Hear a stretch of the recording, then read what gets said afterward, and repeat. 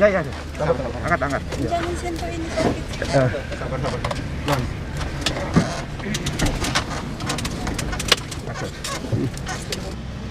Cerita kejadian yang kami alami di distrik Kiwirok pada pukul 9:05 kejadian berbanding terbalik.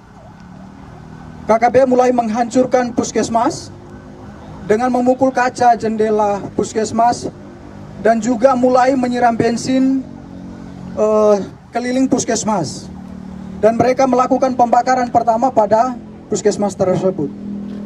Kemudian sekitar pukul 9:07 mereka bergeser menuju ke barak dokter yang di sebelah puskesmas. Mereka melakukan penyerangan yang sama, memukul kaca-kaca jendela, kemudian menyiram bensin di sekeliling barak dokter itu. Kemudian dilakukan pembakaran. Di dalam barak dokter itu sendiri terdapat 5 orang teman yang dipimpin langsung oleh Dr. Restu Pemanggi bersama Paman Lukas Luji, Suster Siti Kotija, dan juga Paman Denny. Pada saat pukul 9:10 mereka semakin membrutal. Mereka berusaha untuk masuk ke dalam barak dokter dan menyerang petugas. Sehingga pada saat itu rombongan pertama yang ada di barak dokter memilih untuk keluar dari barak dokter secara berhamburan, secara terpisah. Paman Lukas bersama Suster Siti, Paman Denny sendiri dan juga dokter dan juga Paman Gerat lari menuju arah Mado. Sampai di Mado, dokter sendiri dihadang, kemudian dipukuli dengan besi, kemudian digiring ke jurang dan langsung ditendang ke arah jurang. Pada pukul 9 lewat sekitar 11 menit, mereka bergerak lagi menuju ke barak yang kedua yang dipimpin langsung oleh saya sendiri sebagai ketua tim. Di situ kami ada 6 orang. Saya sendiri sebagai ketua tim, Paman Selo, Paman Emmanuel Abi, Paman Patra, Suster Christine, Suster Anti dan juga Suster Ella yang sudah menjadi almarhum. Pada saat itu juga mereka melakukan hal yang sama, menghancurkan kaca-kaca jendela dan juga memukul pintu-pintu, berusaha untuk masuk ke dalam untuk menyerang kami. Mereka juga menyiram bensin di sekitar barak medis dan juga mulai membakarnya. Saat pembakaran terjadi, yang ada di dalam puskesmas hanya tersisa saya, Paman Patra dan juga ketiga suster itu. Paman Eman saat itu berada di dalam puskesmas karena sedang buang air besar. Pada saat itu sedang terjadi pembakaran, saya sendiri meminta untuk ketiga teman putri saya atau suster untuk kami segera keluar dari dalam barak itu. Tetapi karena mereka perempuan tidak bisa mengantisipasi situasi, sehingga mereka memilih lebih tenang di dalam barak itu. Makin lama asap makin tebal, rumah sudah mulai barak sudah mulai terbakar, sehingga saya memilih untuk mengurung ketiga teman suster tadi bersama saya langsung di dalam kamar WC karena agak lebih aman. Sekitar pukul 9:20 sudah tidak bisa ditahan lagi karena memang rumah sudah plafon-plafon yang terbakar sudah mulai pada runtuh, sehingga saya memilih untuk mengajak ketiga suster ini untuk keluar dari dalam barak medis. Pada saat kami berusaha untuk lari menghindari amukan KKB, kami memilih lari ke depan, mereka sudah menghadang kami pada posisi depan. Kemudian saya berusaha merangkul ketiga suster menuju ke jurang, tetapi sampai di belakang jurang yang ada di belakang barak medis juga mereka sudah berada di situ dengan diperlengkapi senjata dan juga busur dan anak panah. Akhirnya saya berusaha untuk mengamankan ketiga suster ke rumah warga yang terdekat jaraknya sekitar 5 meter dari barak medis itu. Sesampainya di situ mereka juga ada di situ berusaha untuk membakar rumah warga yang di sebelah. Akhirnya saya memilih untuk mengamankan ketiga suster di dalam gedung di dalam kamar mandi dari rumah masyarakat itu. Sekitar 30 menit kami berada di dalam kamar WC. Kejadian semakin brutal, mereka semakin membabi buta memanah teman kami Paman Emmanuel Abi. Kemudian mereka mulai membakar rumah-rumah warga dan juga pasar serta bank, rumah distrik yang ada di sekitaran barak medis itu. Kejadian semakin brutal, akhirnya saya mengambil keputusan untuk kami bisa mengamankan diri. Dalam hitungan detik saja, saya sebagai laki-laki mengamankan 3 orang perempuan pastinya tidak bisa karena mereka mengejar kami dengan senjata dan juga busur dan anak panah. Tidak ada jalan lagi, kami memilih lari ke depan, mereka sudah menghadang, ke samping, kiri, kanan, dan juga mereka sudah menghadang semua. Akhirnya di belakang kami terdapat jurang yang cukup terjal, kedalamannya sekitar 500 meter, dengan sudut ketajaman itu sekitar 90 derajat. Tanpa berpikir panjang, saya bertanya kepada ketiga suster itu bagaimana kita harus mengamankan diri.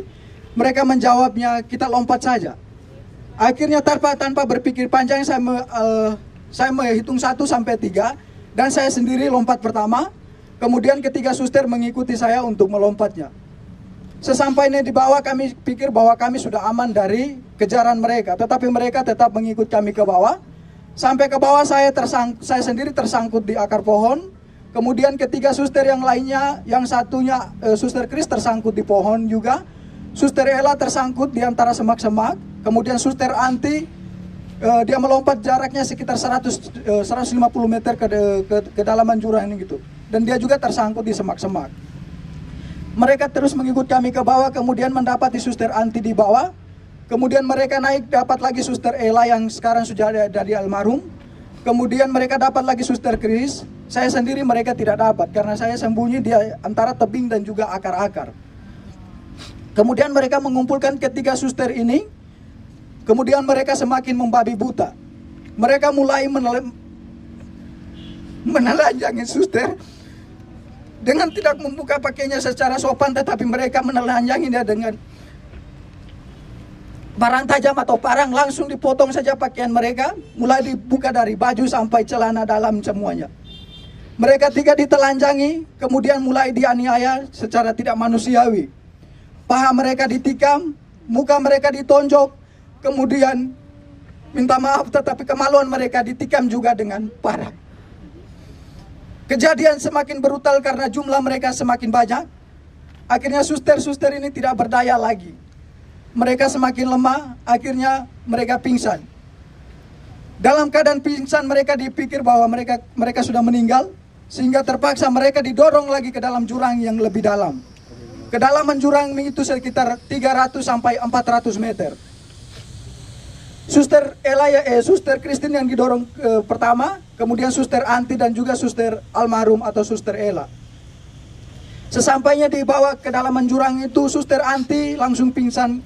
Dalam keadaan pingsan tidak sadarkan diri. Suster Kris masih sempat dari pingsannya bisa sadar. Suster Ella juga dari pingsannya bisa sadar kembali. Akan tetapi dalam keadaan itu mereka tetap ikut ke bawah. Kemudian Suster Anti dan Suster Kris masih bisa bertahan untuk memilih untuk menghindar dari mereka dengan menyembunyi di semak-semak. Suster Ella yang sudah tidak, walaupun dalam keadaan sadar tetapi sudah tidak berdaya, nyangkutnya di pohon sehingga mereka ikut ke bawah lalu membunuhnya secara babi buta dengan menikam di bagian perut-perutnya dan juga kemungkinan mulutnya dibelah. Sehingga Suster almarhum dinyatakan meninggal pada saat itu. Kemudian teman-teman yang lain dari barak dokter, Paman Lukas dan juga Paman Siti, Suster Siti, mereka langsung bergegas menuju ke mengamankan diri di Koramil dengan pengamanan para TNI yang ada di tempat itu. Kemudian Paman Denny memilih untuk mengungsi, bertahan di rumah warga. Dokter sendiri langsung ditendang ke jurang. Paman Gerat yang lari bersama dokter ke Mado, sampai dengan detik ini juga belum ditemukan. Suster Ella yang menjadi almarhum sudah ditemukan 2 hari yang lalu, sekitar pukul 17:30 kami berhasil menemukan dia bersama Suster Kris. Suster Kris bertahan selama 3 hari berada di bawah jurang itu. Puji Tuhan dia masih hidup. Yang meninggal hanya Suster Ella. Dia sudah ditemukan dalam keadaan tidak bernyawa. Mukanya sudah penuh pada belatung karena dibelah semua. Luka-lukanya sudah pada belatung semua. Dan kemungkinan ini hari ke-5, ke-6-nya. Sehingga mungkin almarhum tinggal tulang atau daging, sisa-sisa dagingnya saja. Kemudian Paman Lukas dan juga Pak Suster Siti langsung diamankan oleh pihak tentara yang ada di Koramil menuju ke pos Pamtas 403 yang ada di ketinggian atau yang di puncak. Kemudian Paman Denny juga dari rumah warga bergegas menuju ke Koramil mengamankan diri di pos Pamtas bersama dengan pihak dari Koramil juga. Dokter sendiri bertahan selama berada di jurang dari pukul 9 lewat sampai sekitar pukul 9 malam. Baru dokter dari jurang menuju ke arah pos Pamtas 403. Saya, Paman Eman, dan juga Paman Patra bersama Suster Anti dan juga Suster Kris masih tetap berada di dalam jurang. Pada pukul 5 sore saya sendiri berusaha, karena melihat situasi sudah aman, saya berusaha keluar dari semak-semak, kemudian berlari menuju ke Koramil. Sesampainya di Koramil tidak ada petugas karena mereka semua petugas semua sudah diarahkan ke pos Pamtas, sehingga saya memilih mengamankan diri di salah satu rumah warga yang ada di sekitaran Koramil itu. Paman Patra tetap memilih dan juga Paman Eman tetap memilih bertahan di jurang bersama dua suster, tetapi posisinya terpisah. Kemudian pada malam harinya Paman Eman yang terkena busur itu, dia memilih untuk naik pada sekitar pukul 10 malam. Kemudian dia berusaha tidur di bawah kolom rumah warga yang ada di sekitaran jurang itu. Paman Patra tetap bertahan. Kemudian pada pagi harinya sekitar pukul 6, Paman Eman bergegas menuju ke Koramil untuk meminta perlindungan. Begitu juga Paman Patra, sehingga pada sekitar pukul 7 kami 3 bertemu di Koramil dalam keadaan selamat. Suster Anti dan Suster Kris masih tetap bertahan di jurang. Suster Anti keluar dari jurang sekitar pukul 10 malam dengan kondisi saat itu hujan deras. Dalam keadaan telanjang, dia dari jurang menuju ke Polsek Kiwirok. Sesampainya di Polsek Kiwirok tidak ada petugas karena memang petugas semua sudah pada ngungsi sudah pada diamankan ke pos Pamtas itu. Mereka bertugasnya di situ. Kemudian Suster Anti memilih untuk bertahan di pos, tetapi karena takut dengan situasi, dia berusaha keluar dari pos lalu kembali bersembunyi di semak-semak. Sampai pada sekitar pukul 7 pagi, itu ada kegiatan pembersihan dari pos Pamtas 403, sehingga Suster Anti memilih untuk keluar dari semak-semak karena memang dia juga sudah pada tidak berdaya lagi. Menurut keterangan dari Suster Anti bahwa pada saat itu dia sudah pada siap untuk pasrah, untuk mati karena memang sudah sama sekali tidak berdaya, tetapi dia berusaha merangkak pelan-pelan sampai ke pos Polsek sehingga berteriak dan meminta pertolongan daripada pihak pos Pamtas. Nama lengkap saya Marcelinus Ola Atanila. Cukup. Makasih ya, Sudah berapa lama di cukup. 1,5 tahun. Oke, baik.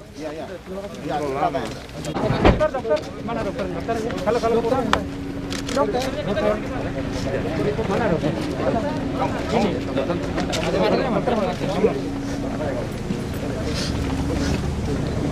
Ini. Ya udah.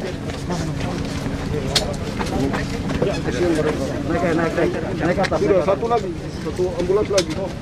Sudah dikurangi. Kurang ya? Masih ada satu ambulans lagi. Cukup. Cukup. Ya, asal.